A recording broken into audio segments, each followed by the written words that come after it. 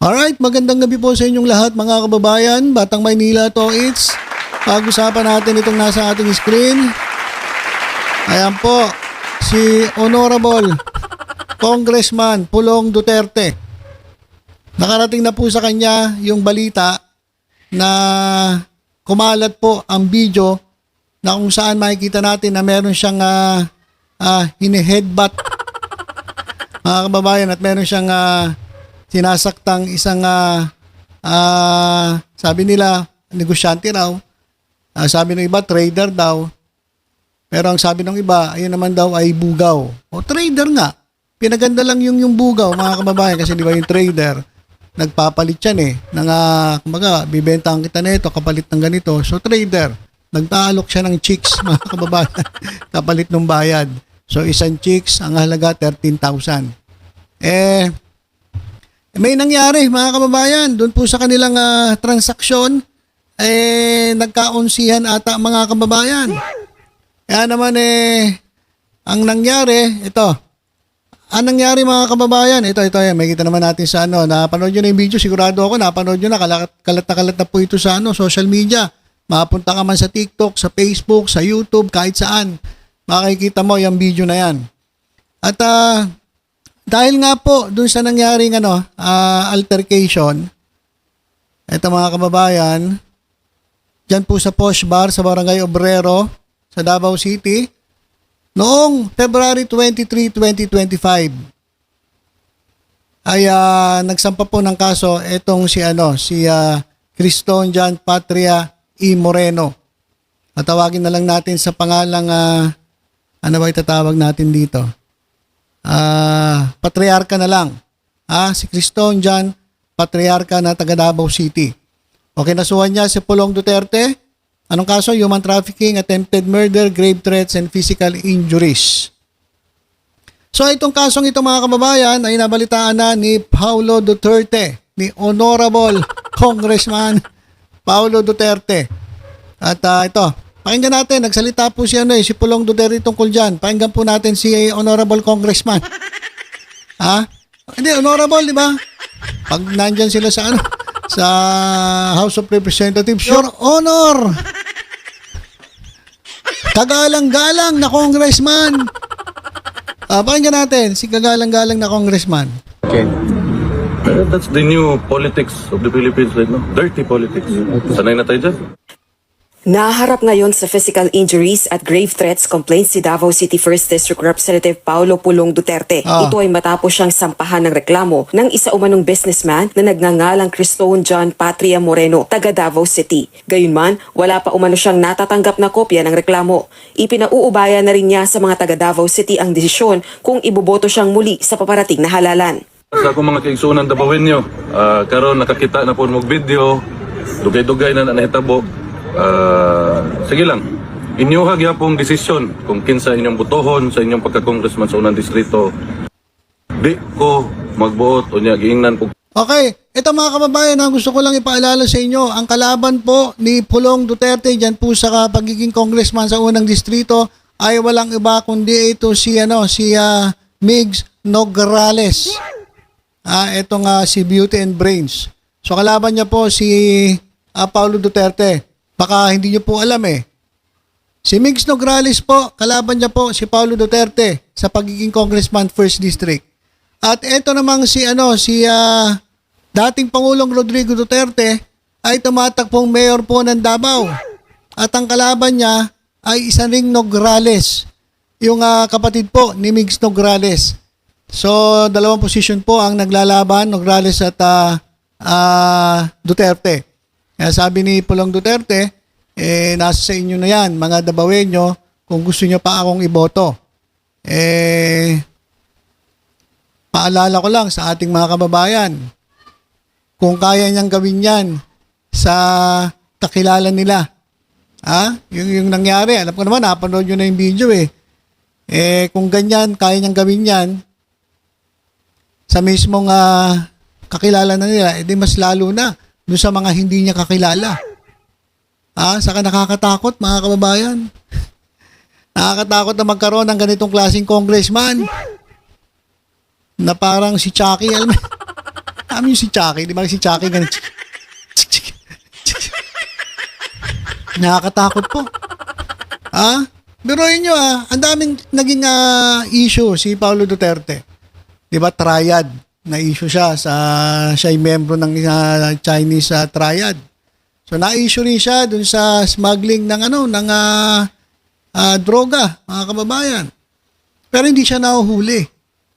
Pero inyo, dito pa siya mahuhuli.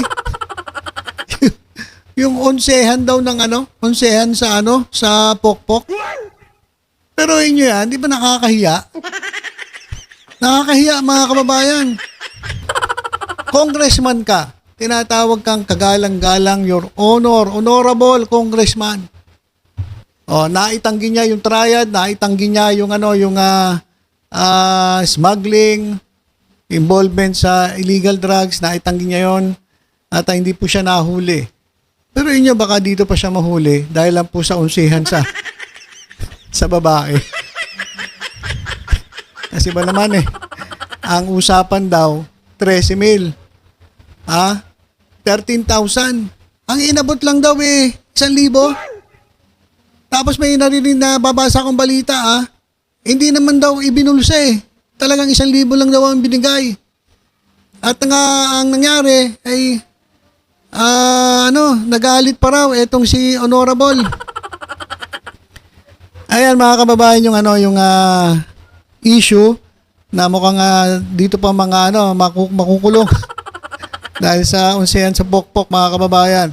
So sa mga kababayan nating Dabawenyo, kapag ganyan, pumili na kayo ng matino. Alam ko naman nababalitaan natin na talagang malakas ang laban ng mga Nograles po dyan dahil nga po sawang-sawa na sila sa pamumuno ng mga Duterte dyan po sa Davao. So hindi naman makikialam si Paulo Duterte. Kahit iboto nyo si Nograles, siya na mismo nagsabi. Ayan mga kababayan.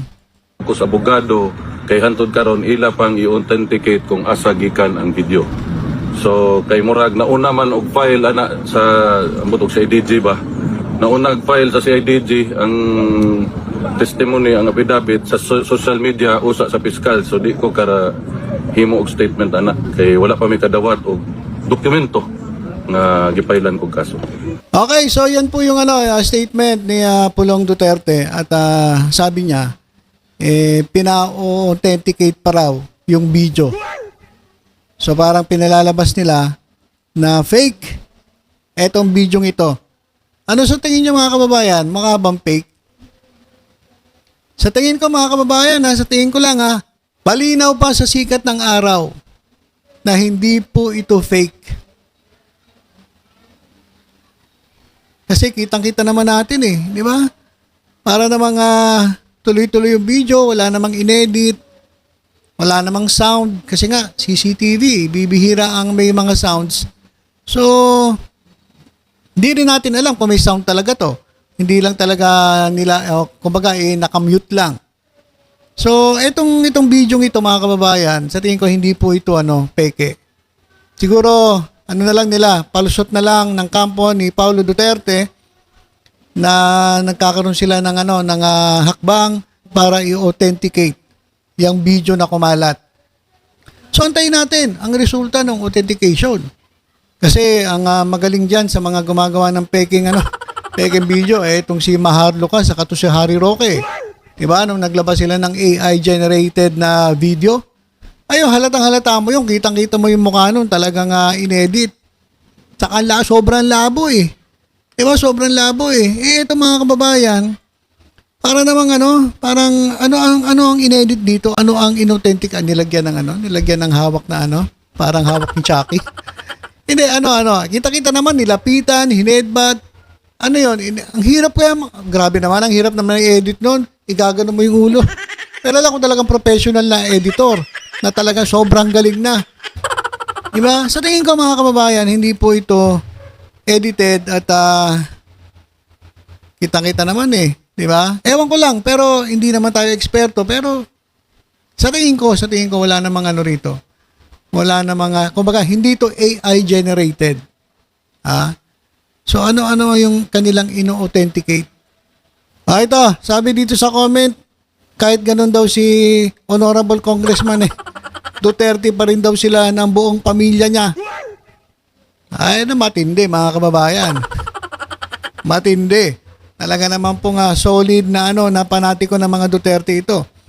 Masabi na may isa ba nating kababayan, 2 anak, may video na nagmamariwana. Ito namang isa, video ng pangharas. Ang galing talaga ni tatay. Pati si dati Pangulong Rodrigo Duterte nadamay. Ano pa nakasulat dito?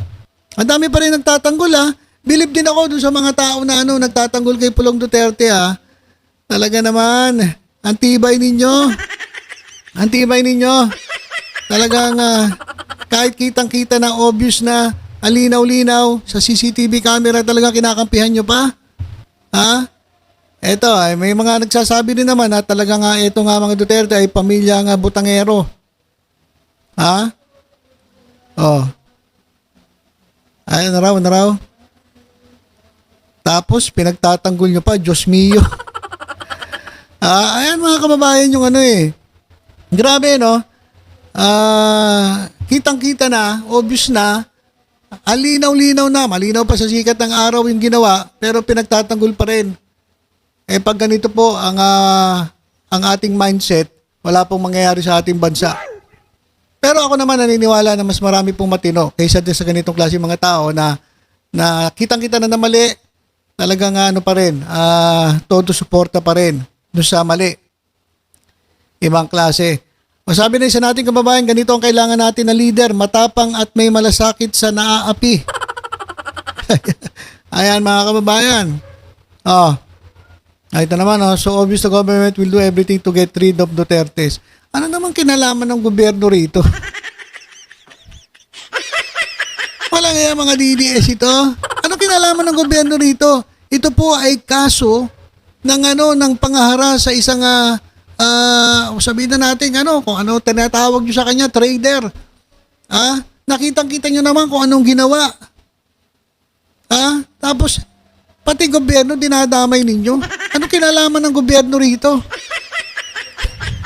Bilib talaga ako sa inyo. Saludo na ako sa inyo. Ibang klase talaga kayo mga DDS.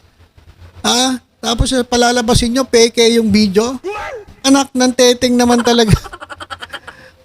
Pilipinas. Kapag ganyan tayo, nako, wala pong mangyayari sa atin. Pinagtatanggol nyo pa talaga yan? Ewan ko sa inyo. Kung kaya niya gawin yan, doon mismo sa mga kakilala nila. Kakilala nila yun mas lalo na tayong sa hindi niya kilala. Baka mas malala pa mangyari sa atin. So yun mga kababayan, ayun sabi ni Paulo Duterte. Kung kayo daw mga Dabawenyo, hindi naman daw niya kayo pinipilit kung iboboto niyo siya o hindi. Pero ako sabihin ko na sa inyo, pumili po kayo ng bago. Yung talaga makapaglilingkod po sa inyo para sa tao po ang piliin ninyo. At yan po yung si Mix Nograles na tumatakbong congressman dyan po sa 1st District ng Davao. Pagka mayor na rin, piliin nyo rin po yung isa pang Nograles mga kababayan.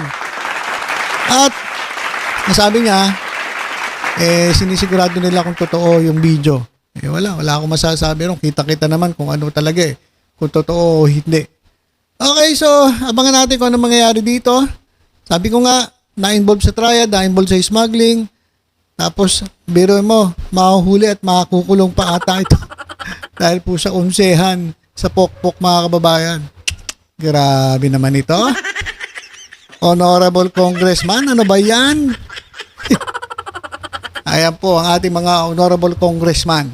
Kaya ano naman mga kababayan, mag-isip naman tayo, pumili naman tayo matinu-tinong mga kandidato.